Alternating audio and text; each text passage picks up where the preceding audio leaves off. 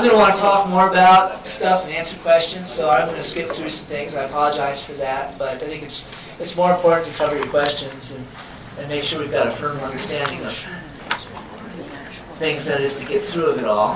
Just want to quickly mention that there's some new communication technologies evolving, and we're trying to figure out how to use them. We've got our 800 number, we've got our web page, we've got 911, we've got amateur radio, we've got Denver frequency on there.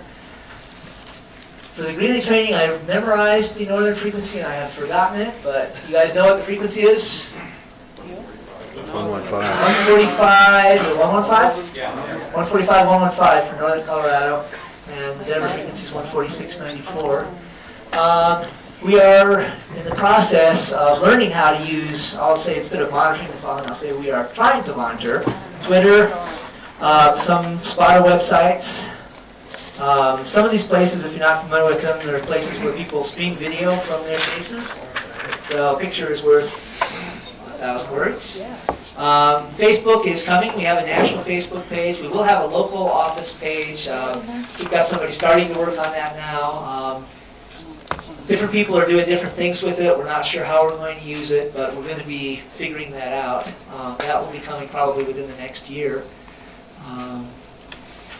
We sometimes monitor radioreference.com, which is a site that streams audio from police and fire frequencies. That's been really helpful during our fires when the officials were too busy to talk to us, essentially. We were able to monitor that and listen to what was happening and try to push information back to them when it was important. And eSpotter is another program that's very similar to the spotter form. We actually use that form on our webpage. So we're trying to do a lot of things with the new technology as it comes along. Find something that works for you. If you would rather pick up the phone and call an 800 number, use that. If amateur radio is handiest, we don't want you, we don't want you waiting 10 minutes to do the thing that, a certain way that you think you should do it. If you don't have your radio set but you got a phone, that works. But we want to find something that works, and we want to try to meet you there. If you're a big Facebooker, we're trying to come and get to that spot too. But find something that works for you, and hopefully we'll be on the other end. There's an example of the NWS Facebook page during the Pacific tsunami. They were able to post a map, a computer model output of where they thought the wave energy was going to go during the event. Things like that. Not sure how interactive we're going to be able to be. It may just be a place to push and then have people push information and have people comment on it. We'll see. We're not sure how we're going to use it exactly. Let me go into a little more detail about radar issues, and one of the big reasons that we need spotters is because the radar doesn't tell us everything. I want to give you a little better understanding of that. So the radar transmits microwave energy in a narrow 1-degree beam for a very short time, and then the equipment listens to hear what's reflected back. I think the radar transmits a total of something like 2 seconds per hour, and the rest of the time it's listening. So if there's anyone who's worried about this microwave energy being sent, it's a small amount, short time, and then we listen. But we have to have it pointed up at a little bit of an angle. Because for one thing, the beam is 1 degree wide, so that half-degree beam, really if we lowered it anymore, we'd be getting a lot of reflection from the ground. But the result of that is it's going up, and then also the Earth is curving away from it as you go out in space. So by the time you get out to Fort Collins, is probably about the same distance away as Akron. The center of that beam is 7,000 feet above the ground. Okay, so it's actually sampling probably between about 4,000 and 10,000 feet off the ground. Okay, so we're not going to see the very bottom of that tornado, even if we've got the resolution. We're not looking right at the very bottom. We're not going to see the shallow outflow winds if they're not 4,000 feet deep. The radar's overshooting it. By the time you get out to the northeastern corner of Colorado, that lowest beam is between about 10 and 20,000 feet off the ground. So at that point, our lowest slice is looking in the middle of the storm. So the farther away we get from the radar, the less information we have, just because the radar beam is increasing with height. Here's what we look at. Reflectivity is a measurement of how much energy is returned to the radar. It bounces off birds, raindrops, hailstones, airplanes, bats, whatever's in the air, reflects energy back to the radar beam, to the radar receiver. And so we measure it on a scale. The unit is called dBz, decibels of reflectivity. And it's a logarithmic scale for you scientists and mathematicians. You know what that means. 50 is a lot more than 40. I think it's a tripling of the energy return for the 10 dBz increase, the way the scale is set up.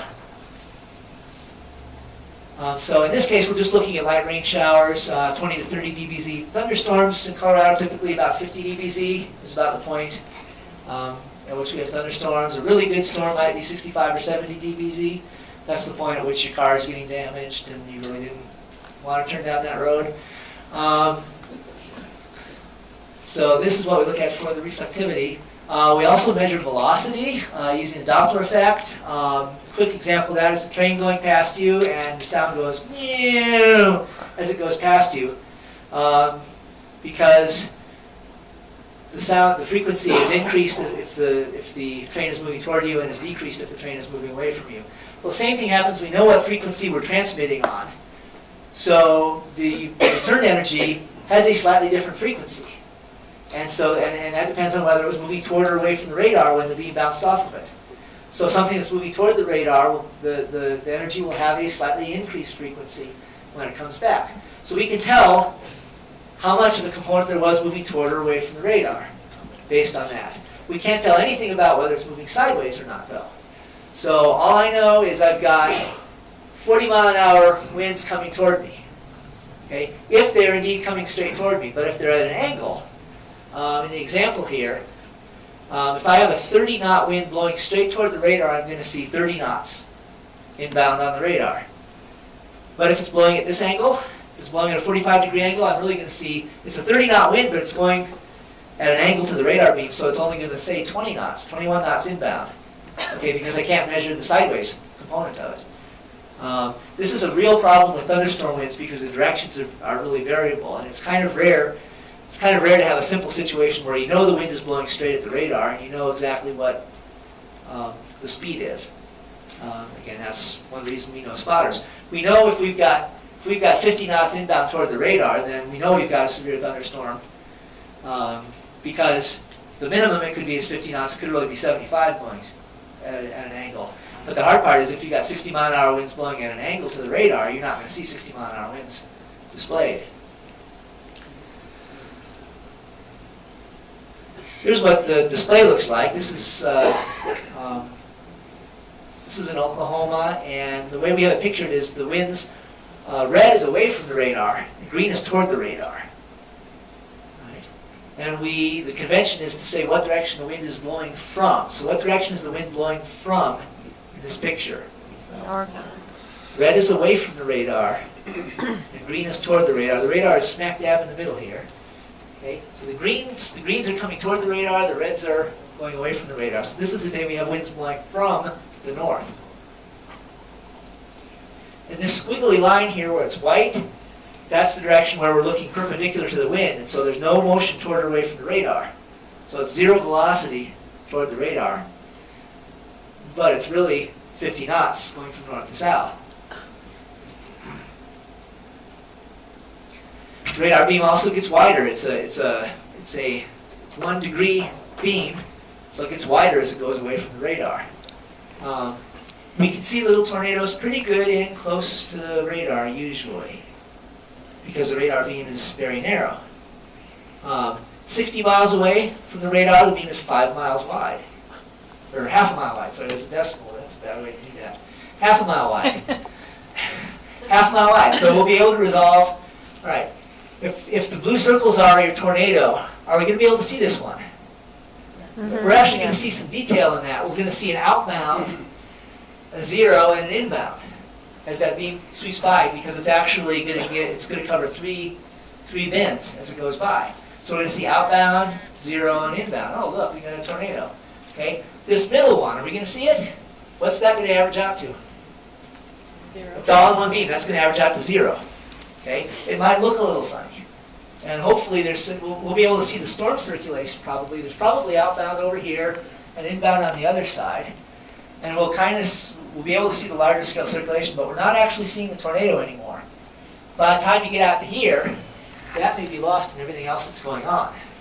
So the farther away you get from the radar, the less likely you are to see the small circulations. By the time you get out, certainly in northeastern Colorado by Holyoke and Julesburg, but even in to places like Fort Collins and Fort Morgan, we're really looking more at the storm scale circulation. We're looking at the mesocyclone and not very often resolving the tornado itself. Okay, so we're seeing the environment that's favorable for producing the storm. We're seeing the storm scale rotation, or we're seeing wind shear along the boundary. But once you get more than about 50 miles, 60 miles away from the radar, it's pretty rare for us to actually see the storm circulation. The Windsor tornado was large enough that it took up several radar bins even at that distance, but it was because it was a very large tornado. And I'll have some pictures of that here in a little bit. Actually, right there. There's the Windsor tornado. And actually what you're looking at here, the way this works is the warm colors, the yellows and the oranges are away from the radar. The radar's down here. Radar is out at Front Range Airport, just east of DIA. Radar's down here, we're looking this way, so the yellow and orange colors are away from the radar. The blue and green colors are toward the radar. So just south of Windsor, you see a big area of strong outbound winds on the right side and a big area of strong inbound winds on the other side. We've got something like 70 knots. And then if you go over to the other one, we've got about 50 knots going the other direction. So you've got 120 knot shear there over a span of maybe 5 miles. Okay, that is the storm circulation there. That's the storm circulation. But if you look really close, right in the middle of that, there's 2 pixels that are right next to each other that are I think there's a 60 knot next to a 50 knot, immediately adjacent to each other. That's the tornado itself. So in this case, we're still mainly looking at the storm scale circulation, but when we look at that, we look for places where it's really tight right in the middle of the circulation. That says there might be a tornado there. So even in this case, the tornado circulation is there, but we're barely resolving it. We have a question here. So that's from the Denver radar. What kind of view do you guys get from the Cheyenne radar on that? You're about halfway in between, I think, and you get north of Windsor, Fort Collins, and the Cheyenne radar gives you a better picture there. And I don't think I've actually looked at the Cheyenne radar data for that storm, but in that case, you're looking at it from a similar angle and a similar distance, so it's probably similar. You do see different things, especially if you're looking at a different angle. Just more visually the way you look. Well, remember, we can't see the cross radar component. For a nice round tornado, it wouldn't matter. But for things like gust fronts and squall lines and so on, it makes a lot of difference what angle you're looking at. So why do we need spotters? All the things radar doesn't see. We can't see. We can see that storm scale circulation if it's big enough, if it's strong enough. We can't tell you if there's a wall cloud. We can't tell if there's a tornado. We can't tell if there's persistent cloud-based rotation. Remember what I said about making a tornado? Okay? Think of a supercell. You've got a big rotating storm. Okay? We need to go through this process of making it scale down to a smaller scale, to a mile or 2 in diameter, like the Windsor tornado, or the Alabama tornadoes, or to our typical Colorado tornadoes of being down to 100 yards or 200 yards. We've got to go from that 30-mile-an-hour rotating wind up to a 130-mile-an-hour rotating wind. And to do that, we have to shrink that rotation. And for most of our area, we can't see that on radar. We see the big picture, not those details. So we need you to help us with the details. We also can't tell the hail size or flooding. What the radar tells me is there's a lot of mass aloft in this storm. Okay? It's got a high reflectivity at a certain elevation. But I don't know what that is exactly. I know it's a lot of mass. I'll issue warnings based on that. But I don't know the details. I don't know if it's a lot of small hail or a few big hailstones. I don't know if it melts before it reaches the ground. We have a lot of really rambunctious looking thunderstorms in northeastern Colorado in the late summer. And the report we get out of, we issue a warning on it, and then we get a call from a spotter that says, I got pea-sized hail and heavy rain. Because it melts. And we can't tell the difference. After a couple of those phone calls, we'll get the picture. But we need help with that kind of thing. We can't tell the rainfall amount. Okay? We can estimate it. We have a scheme to estimate the rainfall based on the radar, but that makes some very broad assumptions that are are quite imperfect, and our radar estimates are often off by 50%, sometimes off by a factor of 2. And so, again, your rain measurement can really help us. Or the other thing we don't know is how that rain is going to interact with whatever's on the ground at your site. If it's a flood-prone site, are you getting, is that enough rain today at your location to make flooding or not? Soil moisture changes. We don't know all the little drainage patterns and what the flood-prone places in your community are. And so it's really helpful for us to say, yeah, we've got minor street flooding now. We've got 6 inches of water running across the road. Okay, that is a threat to life. We'll issue a flash flood warning if you have 6 inches of water running across the road. We may just have, you may say, well, there's, the ditches are full, but it's not really impacting anything at my location. So all that stuff is really useful information because we're not sure how much rain there is, and hail will mess that up too. If there's hail, we may have a lot of hail and not rain. That hail is a very high reflectivity. And so we actually call it hail contamination on the radar. If we've got a lot of little hail, our radar estimate might be 4 inches and it's really 1.5 inches because it was all this small, wet hail that is a really good radar reflector. Okay? We might issue a warning for the hail, but the rain may not be as much of a problem as we think it is. So these are all things you can do that our fancy technology can't. Some reporting issues to be aware of. A lot of communication stuff. We need, basically communicating details well. We need to know where the event is. Not necessarily, and it's not necessarily the same as where you are. We're going to have your location with your spotter ID on a map that we overlay the radar data with.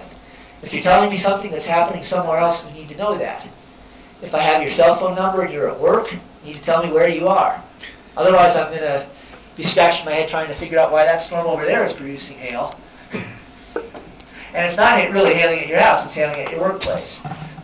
Ditto for passing on reports that you've heard from somewhere else. Tornadoes, okay? Unless the tornado is where you are, I need you to tell me where the tornado is. I'm at my house looking northeast, watching a tornado. We like you to tell us when something changes, not just the start of the tornado, but please call us back and tell us either I can't see it anymore or it's lifted. Okay, both will be valuable information because we put out a lot of tornado warnings for 30 or 45 minutes, and it would be nice if the tornado only lasts 5 minutes, if we could not have that tornado warning go on for 45 minutes. Sometimes we leave the tornado warning going because we think there might be another one. And that's perfectly legitimate, but we would like to have the feedback of, well, it produced a brief tornado that lasted 5 minutes and now it hasn't done anything for half an hour and there's no longer a wall cloud. Well, we can cancel that warning or not issue the next one. So I have a funnel cloud. If it touches down, please call us back. If it was west of Greeley and now it's going through Greeley, call us back. We'll update our warning and say, it's in Greeley now, go to your basement. Really, we mean it. Call time versus event time. If it happened 20 minutes ago, please tell me it happened 20 minutes ago. We keep statistics. We don't get fired necessarily for poor performance. We don't get bonuses tied strictly to our warning performance, but we do keep score. So we want to associate we want to associate the event with our warning to the extent that we can. We want to have exact details about what happened. If you call me 10 minutes after my warning expired and tell me that there's hail, I'd really appreciate it if you tell me it happened 20 minutes ago. Because then it's a hit instead of a miss. And it will keep me from, and it might keep me from being misled by the report because I thought it happened at a different time. It's just fine to say, I've got baseball-sized holes in my deck from the hail, but I don't know when it happened. It's fine, we'll go back and figure it out. Tell us what you know. Recycle reports. Again, communicating the details. My brother-in-law in Platteville had 3 inches of little hail 2 hours ago. Okay, I need all those pieces of information. Otherwise, I might warn on the storm that just went over your house. Tendency to underestimate distance. The upside is we can see everything in Colorado. The downside is it's really hard to tell if it's 30 miles away or 50 miles away. It's really hard to tell if it's 2 miles away or 5 miles away. You can see a lot, and so in our area, people tend to think that the thing is closer than it is. Unless you can see the ground underneath that tornado, and you're familiar with what you're looking at. You know, I mean, if you can see the ground and you know what you're looking at, then you can tell me exactly where it is. More often than not, you're guessing. And we found people typically underestimate by a factor of 2. So what we try to do is first we'll look and we'll see, well, is there a storm in that direction? So what we really want you to tell us is, I'm at this location and I'm looking in this direction. Okay? And instead of figuring, let's say you're in Alt and you say, I think there's a tornado that looks like it's about 5 miles east of me. Okay? First we're going to look and say, okay, is there a storm east of Alt? Well, it's really more like 12 miles, but that must be what he's looking at. What's even better is somebody else calls from, out on a storm chase somewhere. He says, I'm out east of Gailton and I'm looking north. Now he can triangulate. If we know he's at County Road 80 looking north, and we know you're looking straight east from Alt, now we know where it is. Where do those lines cross? And then it doesn't matter if you misjudge the distance because we've got, we can figure it out better. Tendency to overestimate the wind speed. If you call in with an estimated wind speed, we're going to try to ask you for a damage report. What happened? It's just hard to estimate wind speed. It's not exact. 50 miles an hour is a lot of wind. It seems pretty bad. It's starting to get hard to walk, all that kind of stuff. And it doesn't usually cause a lot of damage. So we're going to try to corroborate estimated wind speeds with, were there 2-inch limbs torn off of trees? Was a fence blown down? Were shingles peeled off of your roof? Try to get some physical evidence to sort of corroborate. We can try to put that all together. If you have a measured wind speed, please tell us it's a measured wind speed, and we can skip that process and just say, okay, well, he's got a measured 62-mile-an-hour wind gust. I'm not going to argue with it. I'm going to issue the warning. We like to know exact directions. We can handle south-southeast. We can handle 210 degrees if you want to get that fancy. If your distance is small, it doesn't matter much. But if you're talking about, and particularly, your location, there's a huge difference between 15 miles south of Briggsdale and 15 miles southeast of Briggsdale. Okay, 15 miles southeast of Briggsdale could be a lot of different places because that distance is so far. If it's really east-southeast versus south-southeast, that's about 10 miles difference. Okay? So as precisely as you can, if you're out chasing county road intersections, we've got the maps, we'll look it up. We can handle a lat long county road intersection, we'll figure that out. So as much precision as we can have there. A lot of people out in the country will use 5 miles east and 2 miles north of E. We like that. We'll figure it out, and it gives us precision, so there's no confusion about it. All right, I'm going to run through this part pretty quickly because we've covered some of it already, but just some of the ingredients we want to make a strong thunderstorm. How are we doing on stability, you guys? Some of you have seen it before. Who feels like they still have a lot of questions about the stability or instability? That's pretty good. A little bit? A little bit? I'll give you a quick example of this. Picture yourself, the best way to understand it is to imagine that you're the warm bubble of air. Okay, and as long as you look around, and see the air around you is colder than you are, you're going to want to keep going up. Okay, because warm air wants to rise. Okay, so you're that bubble of warm air, and at the ground, you're 90 degrees, and everybody around you is 85. So off you go. You start accelerating upward. Okay, the speed you accelerate is going to depend on that difference. Okay, so you're 5 degrees warmer than the environment. Up we go. All right. You get halfway up, and you're 40 degrees. Okay, and what's happening is the moisture's condensing now inside your little pocket of air. The moisture's condensing. That's providing a source of heat. So you're still staying warm relative to the environment. Everything's getting colder, but you're not getting cold as fast as the environment is. So now you're 40 degrees. The air around you is 35. What are you going to do? Well, are you warmer? You're still warmer. You're still warmer than the environment. Okay? You're still warmer than, you're going to keep going up, and not only that, you're still accelerating because you're still warmer than the environment. Okay? It's that heat that's pushing us up. Right? You get up to where that anvil is. Okay. Now we're 5 degrees, and what happened here is we were still condensing out the water.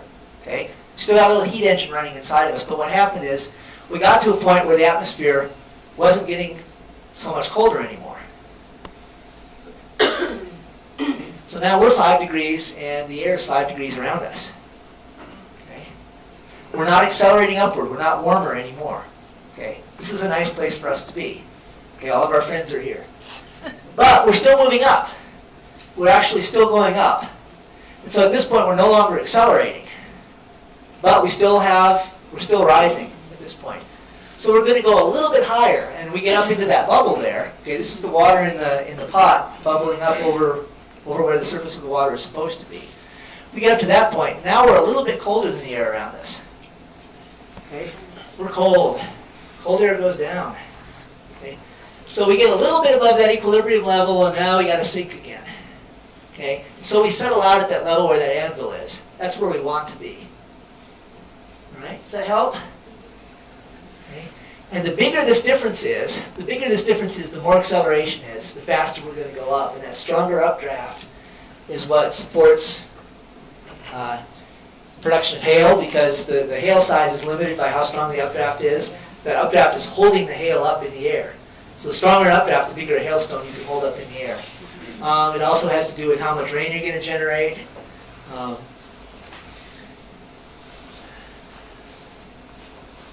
We have a measure of that energy called CAPE. Technical term, I'm not going to spend a lot of time on it, but if this is too much for you, tune out for about a minute and we'll come back to it. But for those of you who are into it, we look at these are called the sounding of the atmosphere. This is the data we get from the balloons that we send up twice a day at noon and midnight London time, which translates in summertime into 6 a.m. and 6 p.m. here. We send up a balloon that goes up to 80 or 100,000 feet, and we get back a profile of temperature and moisture. So the way this graph works is you're going up with height here. This is 10,000, 15,000 feet up. And temperature is warmer on the right side of this plot. And so you can see that the temperature gets colder as you go up in the atmosphere with height. That's the red line. So it is, let's see, and these are in Celsius. It's about 32 degrees Celsius, about 90 degrees Fahrenheit, 91 it says, at the ground. By the time you get up to 20,000 feet, it is down to, I believe that's minus 10 Celsius, about 14 degrees Fahrenheit. And that's the problem with carrying the mouse. Let me go back.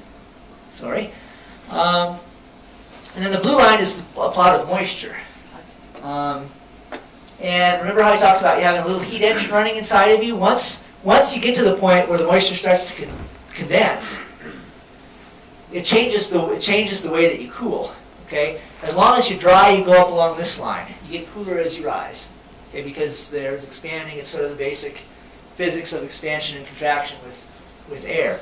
But you get up to the point where you start to condense, and now you're a cumulus cloud instead of just a bubble of air that's not saturated. Moist air will rise along these lines, and the difference between that line and that line is from the heat from the moisture condensing.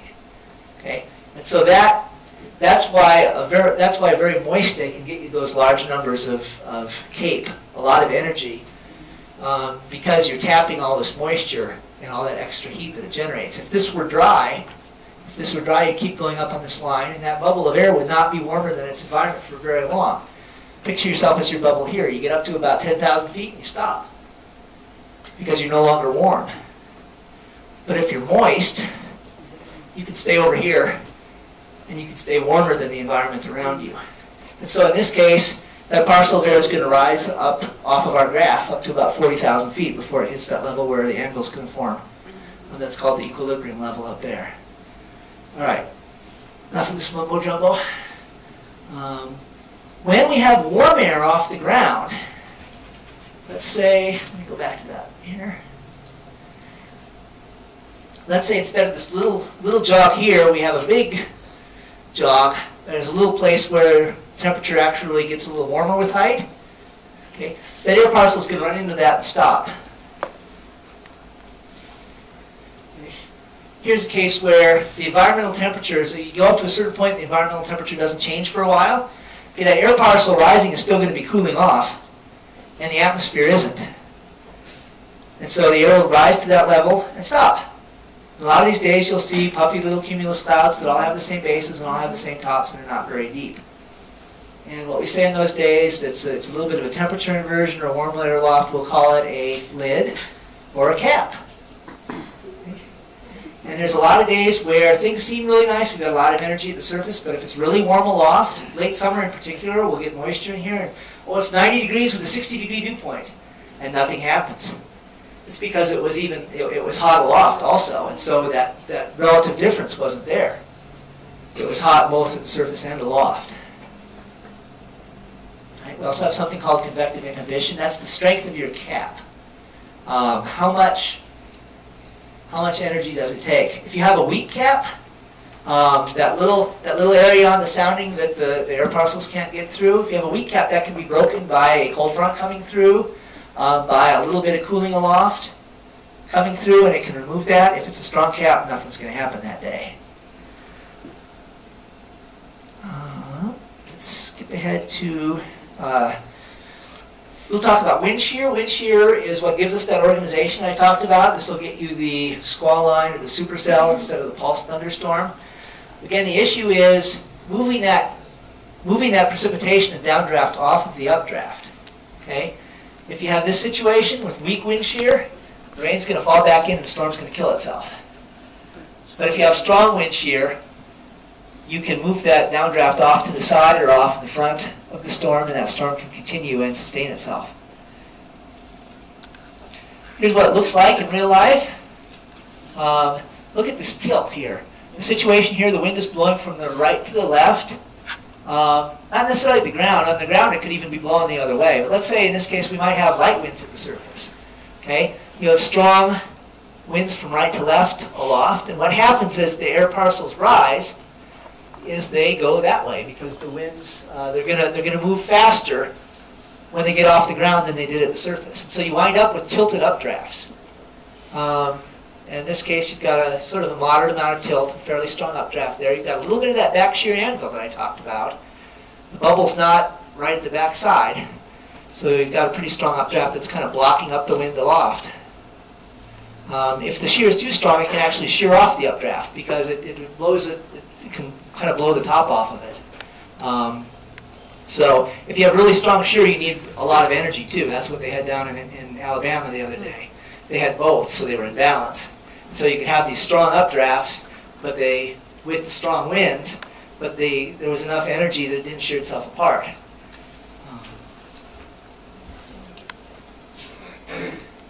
Two kinds of shear. You have speed shear, calm at the ground, 60 miles an hour aloft.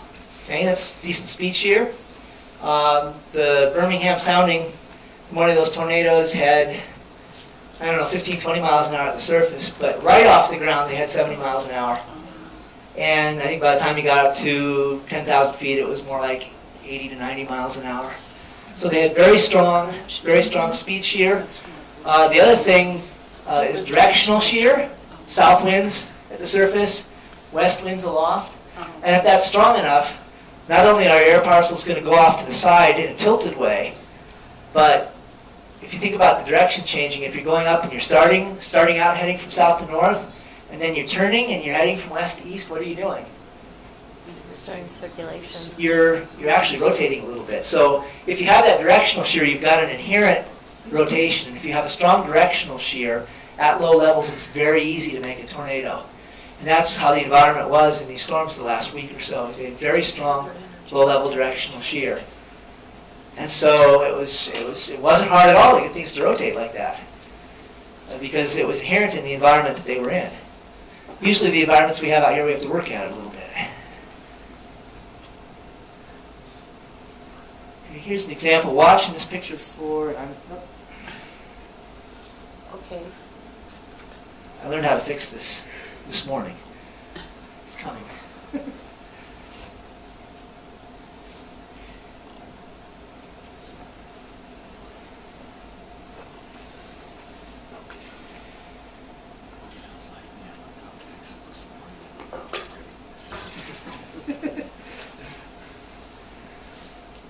There we go. All right. As this rain falls, you can see it kind of curving back. That means the wind is less at the surface. So it's kind of getting behind itself because there's less weight down at the ground. Toward the end, you'll see some of those tilted cumulus towers. You look at how the clouds at the top are moving in a different direction. Okay, and as you start to get cumulus developing here, you'll see the tilt on them. And these are actually getting sheared off at the top there.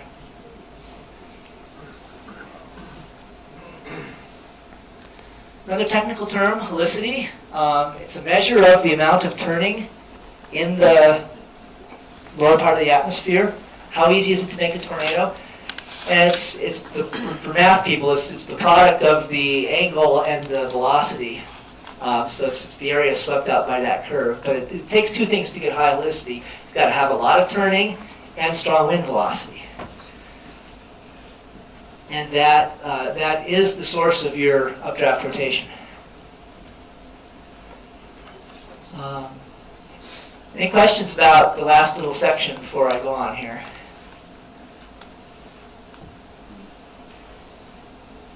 Right. I'm going to take, we're running a little behind, so I'm going to stop here and take about 10 minutes just for general questions and then call it a day as far as my part goes. Does that sound all right, Mike? We have that time? Yeah. All right.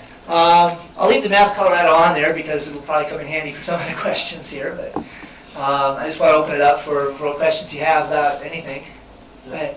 Does the Weather Service monitor APRS, those that have the APRS? Do you watch our beacons? I'm not sure what you mean by beacons, but the data is plotting on our screens all the time.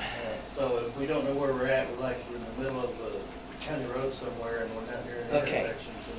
Can you see where we're at? No, the mobile stuff we don't have plotting automatically. We're not there yet. I think we will get there eventually, but I don't know how fast. So no, the mobile stuff we're not seeing. Definitely not mobile. Right. Amateur radio. The fixed radio stations, we are ingesting that data and plotting it all the time and using it regularly. The mobile stuff is sort of it's over our heads as far as the technology goes to process that at this point. I mean, the technology's out there, but we don't have it implemented yet.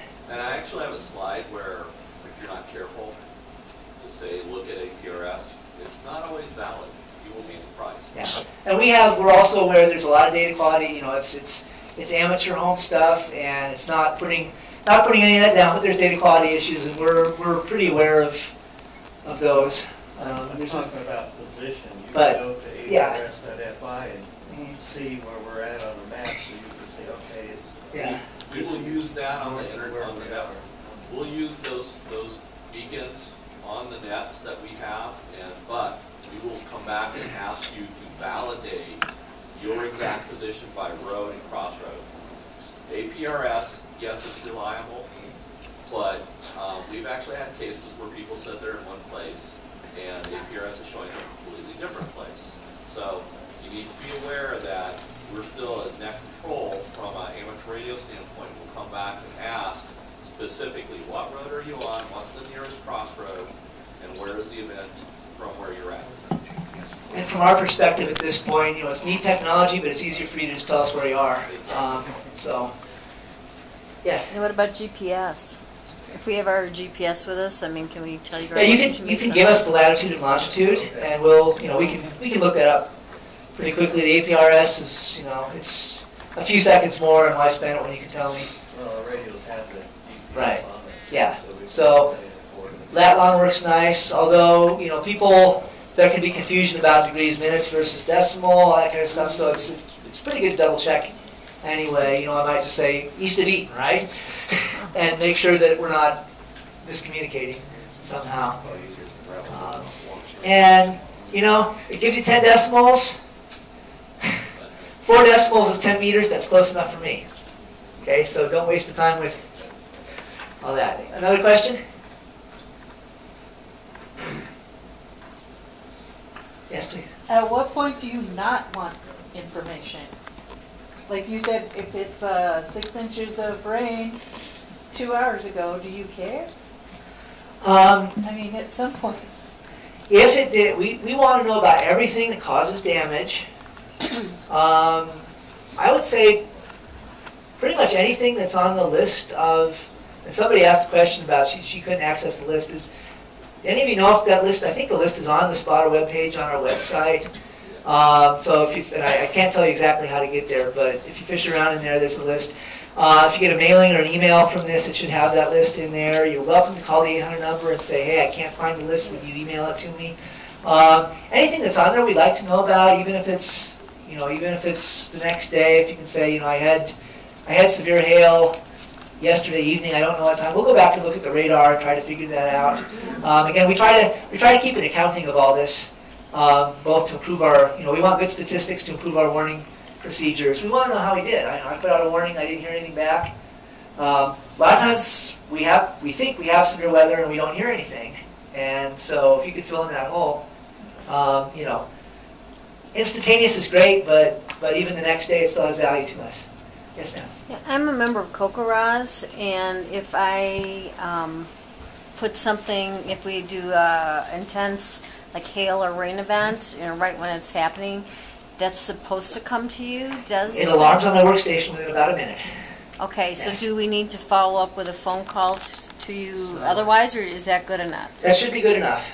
Yes, so do whichever of those things is most convenient for you. I guess my preference would be if it's going to take you a lot of time to, I'm a Kokoraz observer also, and sometimes I'm not really prepared to get to my, I got to kick my kid off the computer, and sometimes the phone call would be faster and more efficient for me, and I'll put in the Kokoraz report later. But whatever you can do quickly and efficiently, whatever works for you is fine. That does work for us. And I don't know if we still have Kokoraz brochures up there or not, but it's a volunteer rain and hail measuring program, and there's a part of it too where you can enter real-time reports. We make great maps. Fort Collins area is probably the best in the country as far as having a small-scale precipitation network.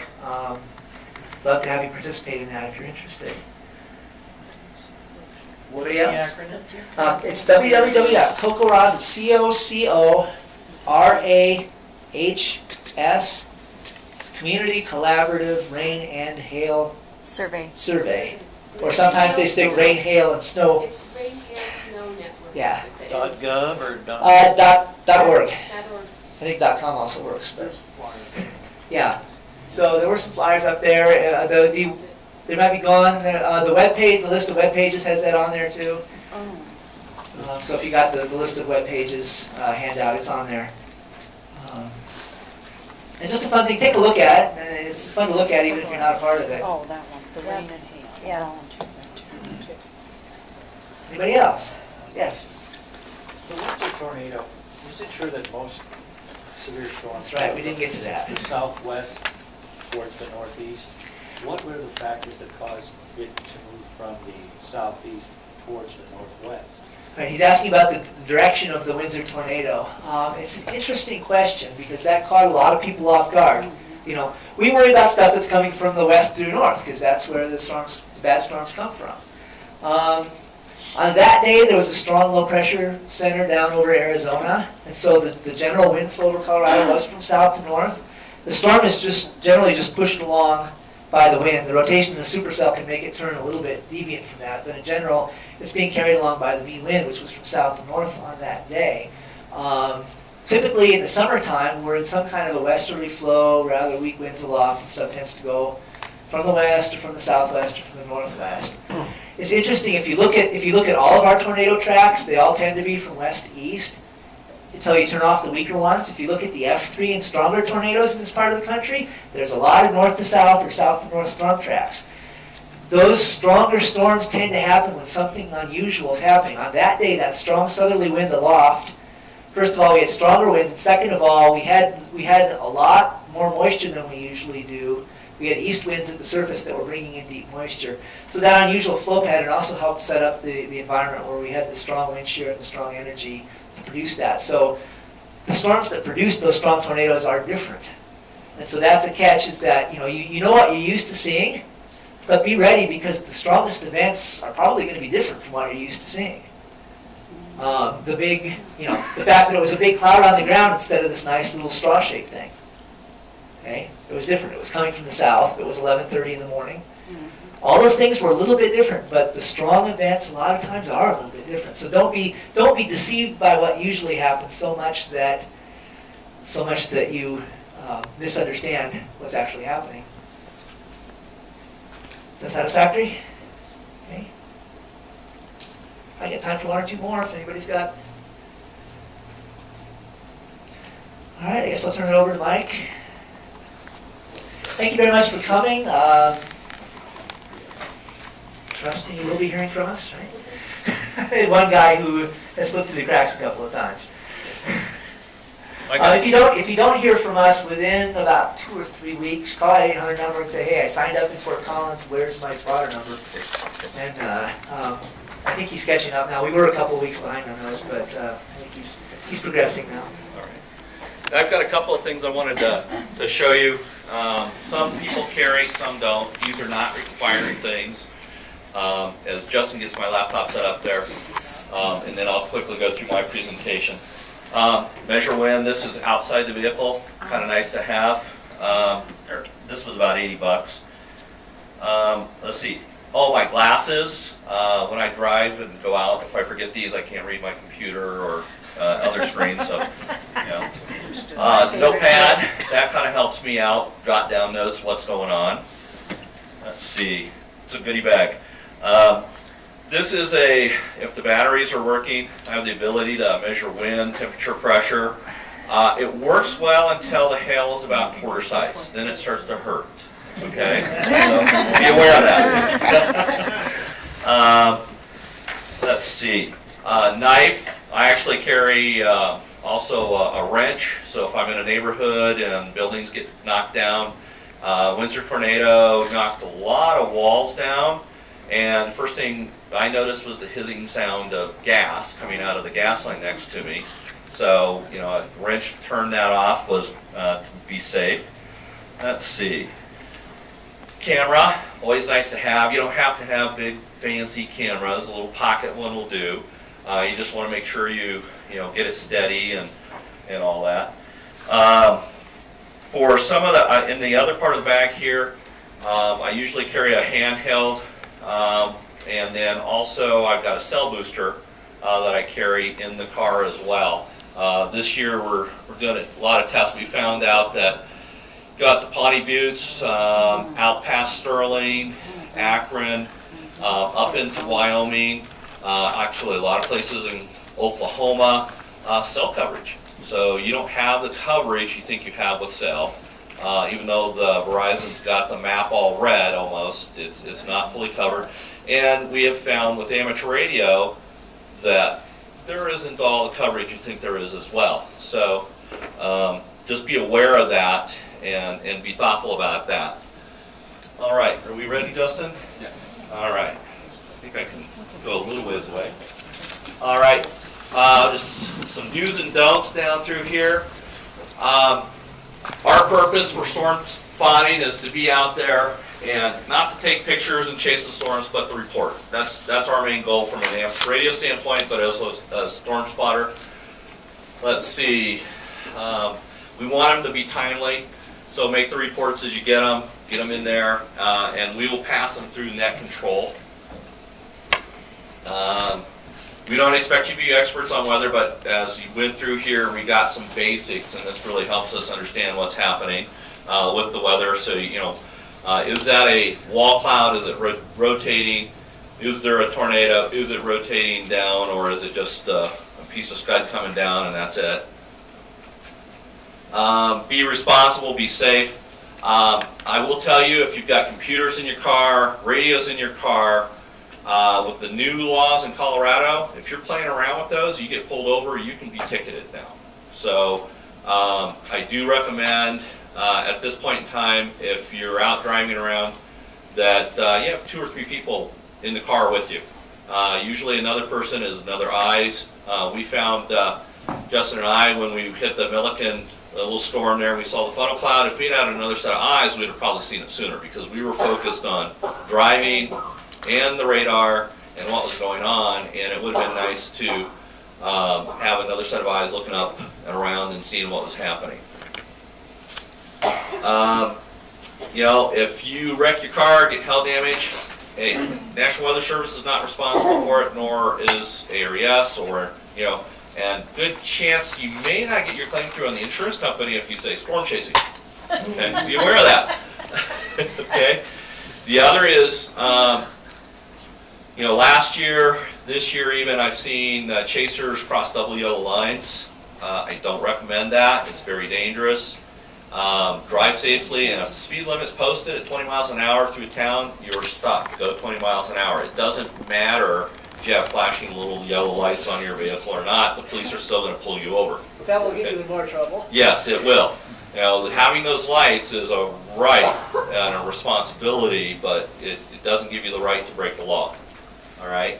Also, a little note you're going to see here. If you see somebody with storm chaser signs on their vehicle and the lot, and you don't know them and you're not talking with them, don't follow them. Chances are they're going somewhere you don't want to be. Okay. And we've had actually in the past lots of people follow us.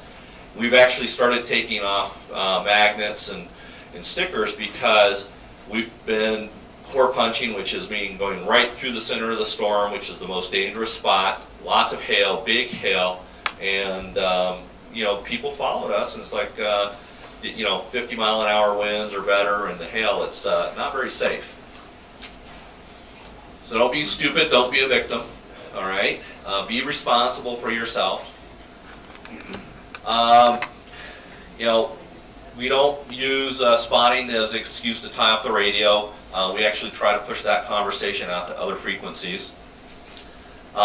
Use a formal net. Net control is responsible for managing that net. And this is amateur radio related. So if you're an amateur radio operator, net control rules, okay? If they ask you to be quiet, stop transmitting and listen to net control. We will not, from our standpoint, A or yes, we're not going to ask you to go mobile. That's up to you. That's your choice. If you're spotting from your home, great. Give us the reports. We'll pass them on to National Weather Service. We're not going to ask you to go anywhere. If you ask us if you want us to go for us to have you go anywhere, we're not going to tell you. That's your choice. Okay. You know, we don't know what kind of gear you have in your car or what you're doing and your knowledge, so we're not going to ask you that, all right? So just be aware of that. If you're going mobile, you got to take care of yourself. Be responsible for your safety. Accurate reporting is crucial. All right. Some of these are not rolling quite right. I may have messed these up. So think before you talk. So one interesting thing was we were reporting water, high levels of water in Fort Collins last year, and the first thing NWS came on the air, and we let them talk on the radio too. They said, well, is that at the center of the road or at the curb? And is it, if it's over the wheel well of the vehicle, well, is that a semi or was it a low profile tire car? You know, so it could be 3 inches, it could be 8 inches. So you need to be accurate in terms of what you're reporting, all right? 2 or more people. Note that driving and working a computer or radio may be considered distracted driving. In most states nowadays, those laws have come through. Save gas, have 2 people per car. Last year and the year before, we had a lot of people out solo chasing and solo spotting. With the price of gas, I can tell you that I'm not going to be out as often as I'd like to be.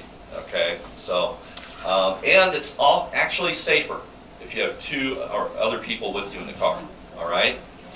Have a radio or a cell phone. If you're not an amateur radio operator, have a cell phone, but be aware your coverage will vary. Okay, guaranteed. Maps. Always have a map with you. You know, we've learned that, well, I'm on this road. Well, what road is this road? Okay, where are you at exactly? And note that between Larimer and Weld County, roads connect up, but roads change numbers at the county line. Okay, it can be a nightmare. We like to use major crossroads, not long lap type things, because you know, we can write those down, but then you got to go convert them and find them on a map and all that. And in the heat of a moment, especially with a tornado or a severe thunderstorm, you're chasing it fast. Roads are the fastest thing. Okay, it's the easiest thing for us to find on a map. All right.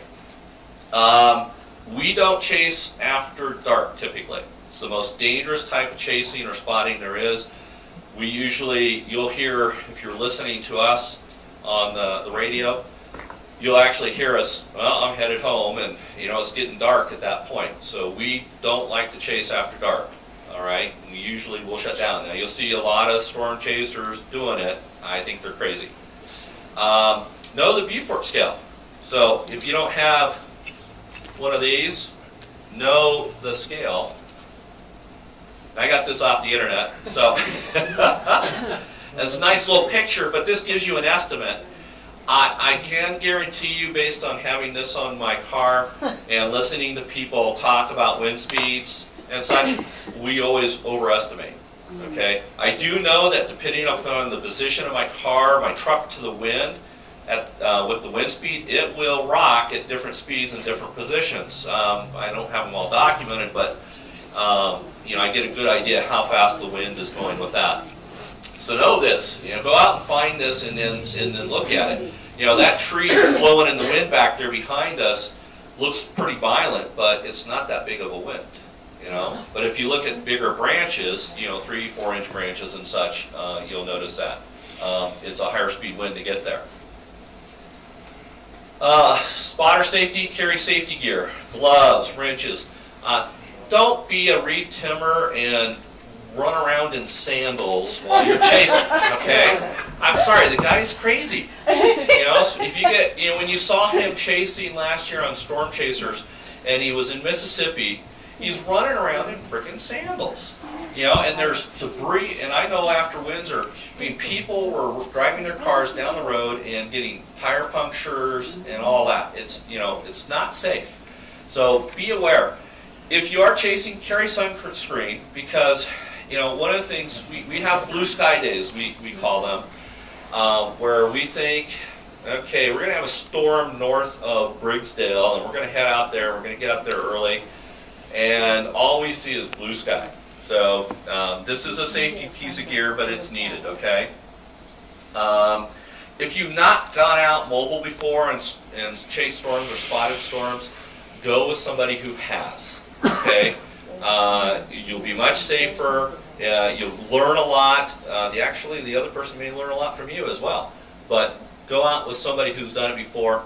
And again, don't follow other chasers unless you're actually in contact with them and know what they're doing and where they're going, because they can lead you into a very dangerous situation. All right? Thoughts for the home spotter. Now, these are kind of, you know, some of these are no-brainers, but some of them I have learned the hard way. Stay away from windows. That's pretty important. If wind comes through or a branch comes through, you know, that glass is not fun to deal with. I have learned that if hail is larger than golf balls, the rule around our neighborhood is, in Windsor now, hail larger than golf balls, go to the basement. Okay? It's just, you don't know what's coming, but you've got that. Winds greater than 50 miles an hour, head to the basement. All right? If the tornado warnings come up on the weather alert radio, head to the basement. Okay? How many of you have weather alert radios? Good. Those that don't, get one. If you have a 2-story house, get 2, put one on each level, because I can guarantee you from experience, you can't hear the one upstairs if you're downstairs, okay? There's another rule here, it's an unwritten rule in our neighborhood, but if Mike's leaving the neighborhood and he's got magnetic signs on and he's speeding down the street, you're going to be safe because the storms are away. If Mike's coming home fast, you probably need to go to the basement. All right? Let's see. Here's a simple map. This is a great map. This is the standard one that we at ARES use. So I do recommend that. There's several other maps you can use, but we try to be consistent in what we're using. I know there's newer editions in it than this one out. All right. This is from Spotter Network. I don't know if a lot of you know this, but this is a report that this guy put out there. And this actually turned out to be a false report.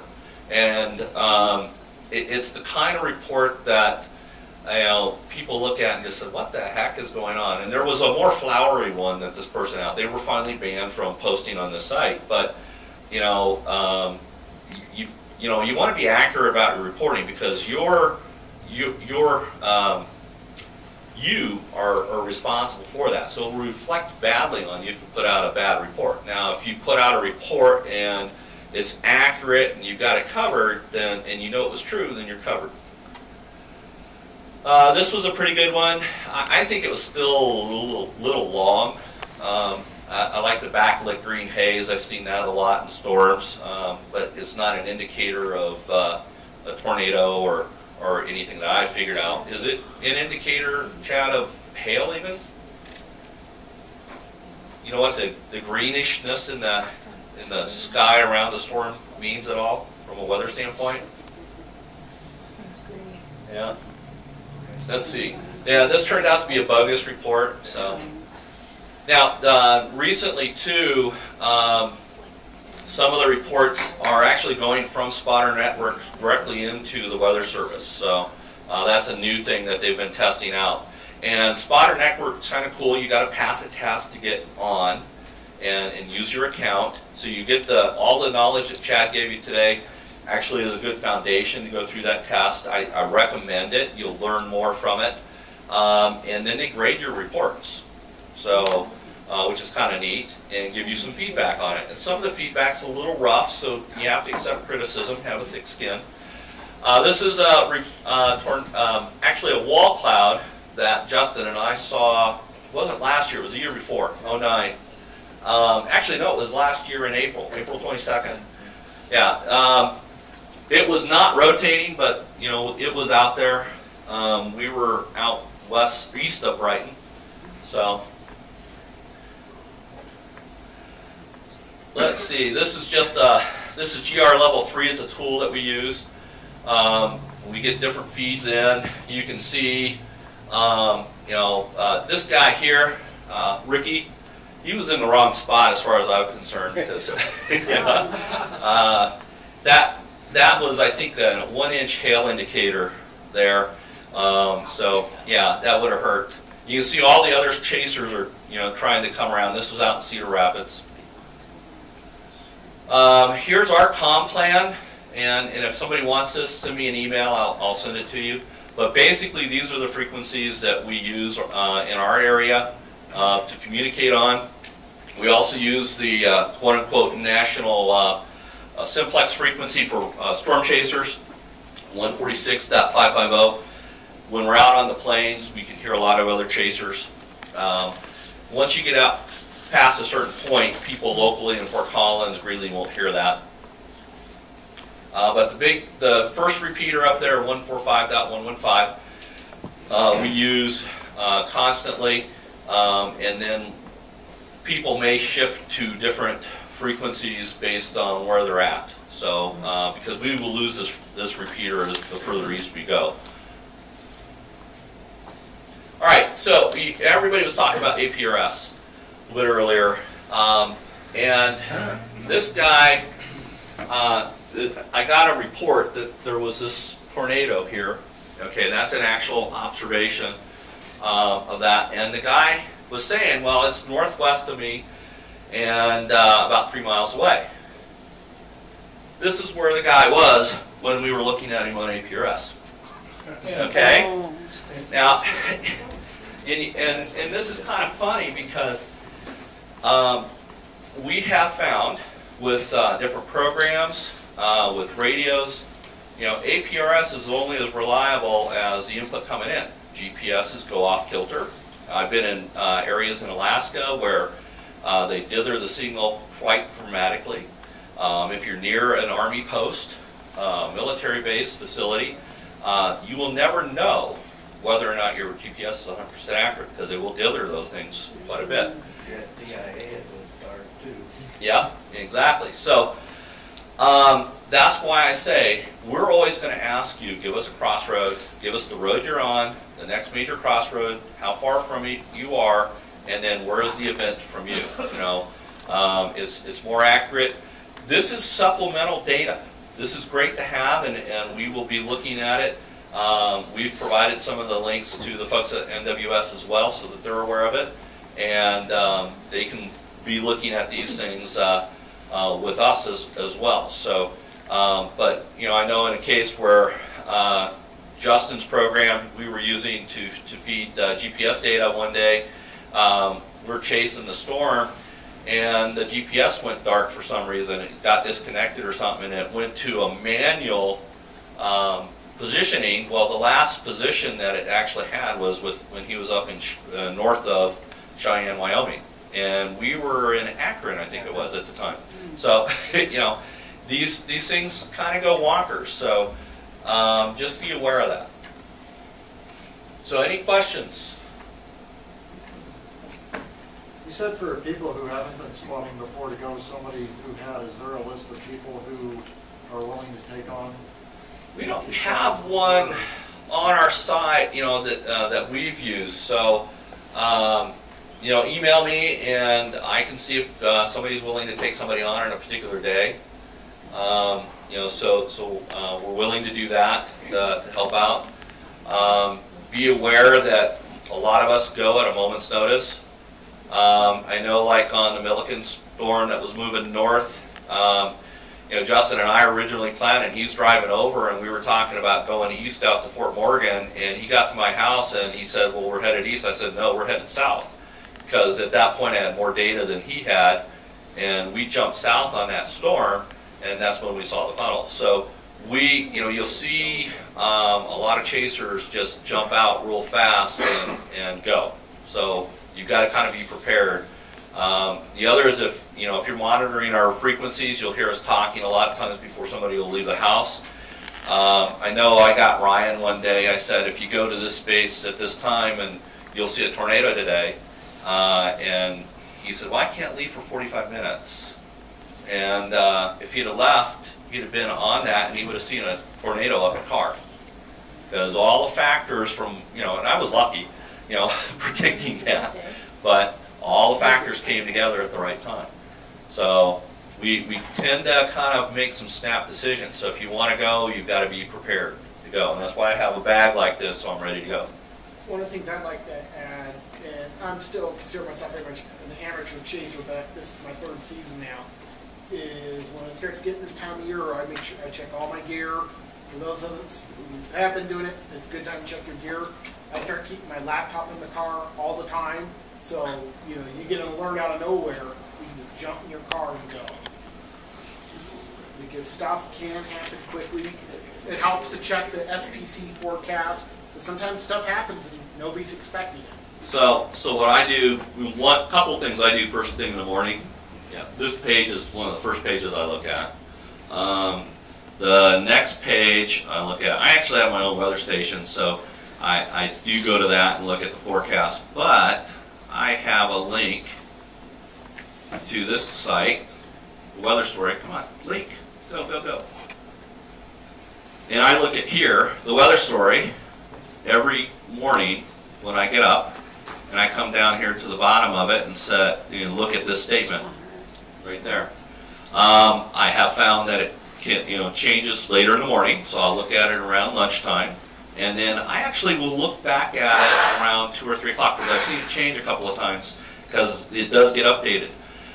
And I learned things from this as well. So these are the 2 pages that I look at, every day during the severe weather season, which, for us starts about now and goes through, really the big part of it for me ends about the end of June.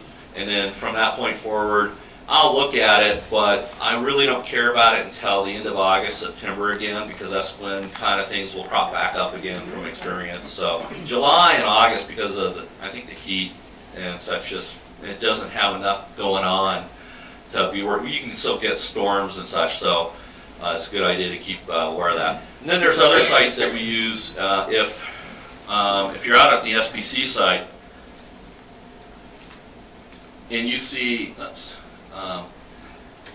like this area right here, if it says moderate or high, and if you were looking at the storms, this before the Alabama storms, you were seeing high, which this is the first year I've ever seen high. They had not issued a high risk for 3 years. And Yeah. They had it 2 days in a row. 2 days in a row, They saved high that risk. for those kind of days. Yeah, and there's other sites. Once you see that, there's other data sites that you can go out and And I keep learning a lot, but you can see other data that will tell you where to potentially go for those storms.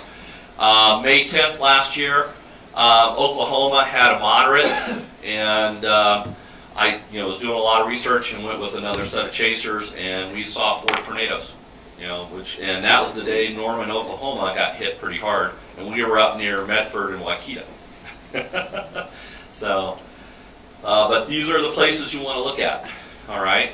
So just be aware of that, and that'll prep you for the day.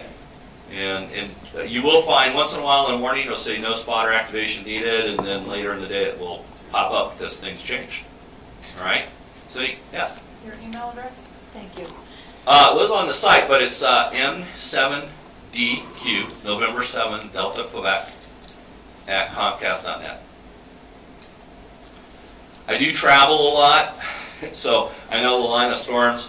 I usually put anywhere from 25,000 to 75,000 miles a year in the air, so I don't always respond to email right away.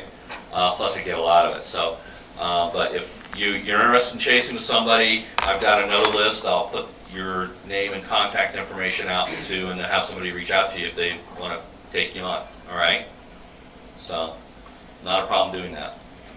And we can always use the extra eyes, and you will learn a lot. and you might get sunburned too. So you got sunburned a lot last year. Yeah, last year was a bummer. There was a cap over the area, and we were always hoping that the cap would break, and it just wouldn't. So it was frustrating. Anything else? Rob just left the room, and I knew he was gonna. This is really the end now of the spotter training and training that we've had for the whole group, and then the next is actually Rob. You're just on time. Yeah. Charles? Are you going to go over at all any of the net control? No, because it's the same as last year. That, by the way, I do need net controls. I sent an email out about that yesterday. I've got to sign up